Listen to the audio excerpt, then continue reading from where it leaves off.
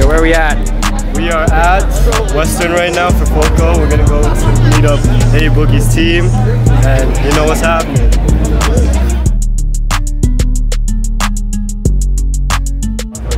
Yeah, so we're backstage. I got the film camera, I got the camera right here, and I got more film. I'm gonna test some film. I'm gonna shoot like probably like 100 pictures today. And yeah, stay.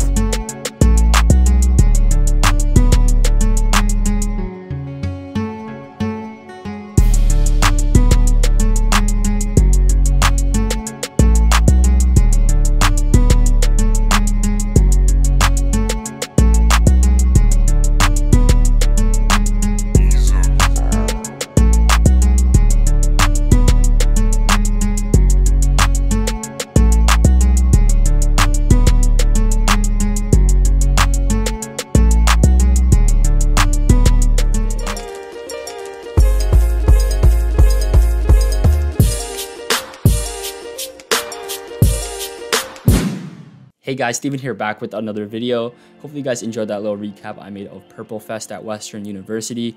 It was a really fun time. That was maybe like a month ago.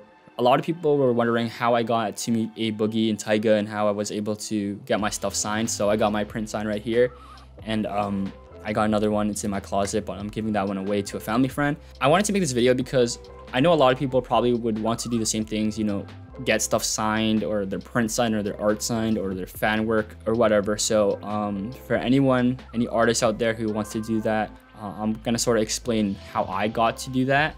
It might not be as easy as how I did it or the same process, but I want to show you that it's possible. So essentially 3 weeks before Purple Fest is a festival that Western University runs. It's a Canadian university.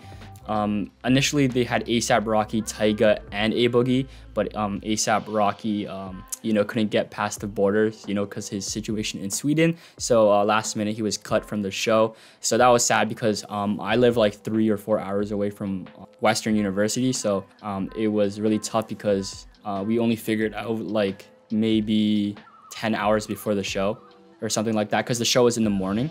The way I got in contact with A Boogie's team was not through emailing or anything like that. It was actually kind of weird and kind of lucky in a way. So basically 3 weeks before that or 4 weeks before that, Brock University, which is a university in Canada as well, it's near Niagara, A Boogie was performing there, and basically I got a media pass to that through my man DJ Junaid. It's weird how I met him. He actually was the DJ for my school semi-formal, like my high school semi-formal, so I met him through that. And then later on, you know, I stayed connected with him, and he got me a media pass to A Boogie because I asked him. So basically, when we were in the back waiting for like A Boogie to get on and the show to start, I tweeted out, "I'm shooting A Boogie tonight," and then someone replied to the tweet. It's like, "Yo, hit up the OG, directed by JMB," and I'm like, "Who's this?" Right? And that turns out JMB is A Boogie's photographer and videographer. So he hit me up. I got his number like right away, and then he followed me. And then basically I shot him. I had a little interaction with him when A Boogie did get on. And then yeah, that was about it for that day. So I shot A Boogie, I sent him the photos, like I sent JMB the photos, he liked it. And basically maybe a week or two before Purple Fest, which was like September 28th, I think. And this show was maybe beginning of September. So like 3 or 4 weeks, give or take. I contacted JMB again. I'm like, "Yo, can I get a media pass to the A Boogie show when he's performing at Western at Purple Fest?" And he's like, "Let me see if I can do that," right? And what's weird was Western was a little weird with it because Western didn't let a lot of outside people shoot it. Like no press was there, no press at all. Like no media outlets were there. The only people who were shooting was people a part of the student council and a production team that was making like an after movie. So what Western actually did, which was very weird, I never seen this, they actually made the photographers or like the media team of these artists have to pay to shoot it. So I'm not sure why that was. At first I thought JMB was just trying to make money, which I'm fine with. Like I'm fine with paying for a media pass. But it wasn't even that, because I contacted a smaller artist with like 400 followers, and she said, "Oh yeah, you have to pay a fee for me as well if you want to shoot for me." So like that was weird. I think I ended up paying like 130 Canadian, which is like 100 US. That wasn't that bad considering that I was gonna go anyways, and the normal ticket was like 70 bucks. So I was basically paying 60 bucks for a media pass. So for me, that wasn't that bad. So JMB told me I was getting like basically backstage and media like pit access. So I was at the front and the back. Later on, I just went on the stage anyways. Like I sort of pretended I could go on the stage. I'm pretty sure I had the access. I saw other people going on the stage anyways. And there's a couple instances where like it was kind of weird because I just saw like Tyga behind me where like I didn't even notice he was there and stuff like that. And for anyone who attended Purple Fest or was planning to attend Purple Fest because of A$AP Rocky, obviously he pulled out. But then they had that extra money that was going toward the booking fee toward A$AP Rocky. They just had that money, like the student council had that money, and they could have booked another artist. And I was talking to some people behind the scenes, and apparently they could have booked DaBaby or Post Malone, and they didn't, and they kept the money. So a little like heads up for like people who were wondering what happened to that money. I think the student council just kept it because initially the tickets were supposed to be like 30 or 40 bucks like last year. This year it was like 70 bucks. So that extra $30 for everybody was supposed to go towards A$AP Rocky. A$AP Rocky pulls out, and now there's just extra money. And I guess they just wanted to keep the money. But yeah, getting back on track, A Boogie came out, they performed, and I had 2 prints that I printed maybe like 3 or 4 days before. I got my mom to print them and give it to me. So I kept it in the car. I kept it in the house while we were there before the show. It was raining as well, so I had to keep it under a tent. Like I was protecting these prints because I wanted to see if I could get them signed. JMB told me like A Boogie doesn't really like to get them signed or like sign stuff because he's worried people will sell it. You know, I knew I wasn't gonna sell it because even if I sold it for like 400 bucks, like I'd rather keep it than make 400 bucks. 400 bucks isn't that significant to me. This is more significant to me, like a poster like this, just hanging on my wall, right? So yeah, I was worried I wouldn't get signed, and I was fine if I didn't get signed. So up until the very end, so after he gets off, like I thought I wasn't gonna get a sign.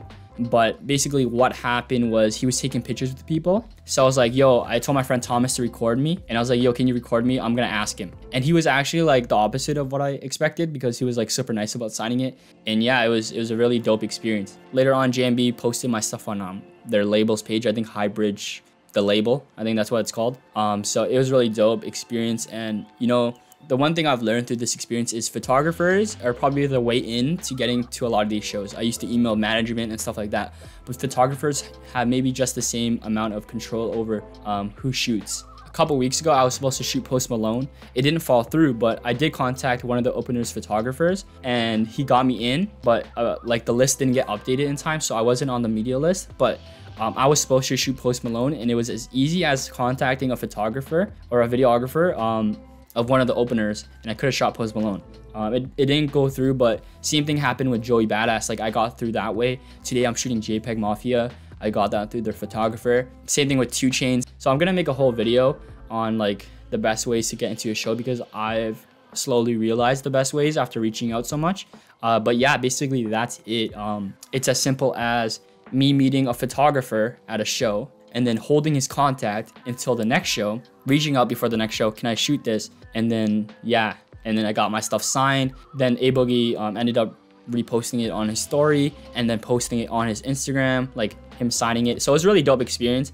And like everything was wild that day, like the mosh pits and everything. So it was a very dope experience and I really enjoyed it. And I wanna let you guys know it's very possible. If you are an artist or you are a photographer, videographer, I would reach out to the photographers and videographers.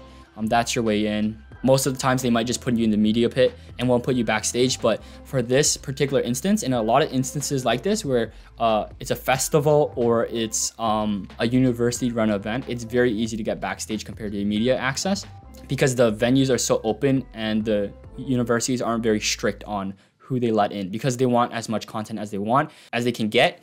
Western was a little different. It was kind of the opposite, but because it was a festival, it was very easy to just go backstage because, you know, like everyone who was allowed to shoot basically had backstage access. So yeah, I hope you guys enjoy this video. If you guys want to know like how I shot a particular artist or how I got to this show or this show, leave it in the comment section because it's always different for every show. I haven't had a consistent way of reaching out or getting into shows.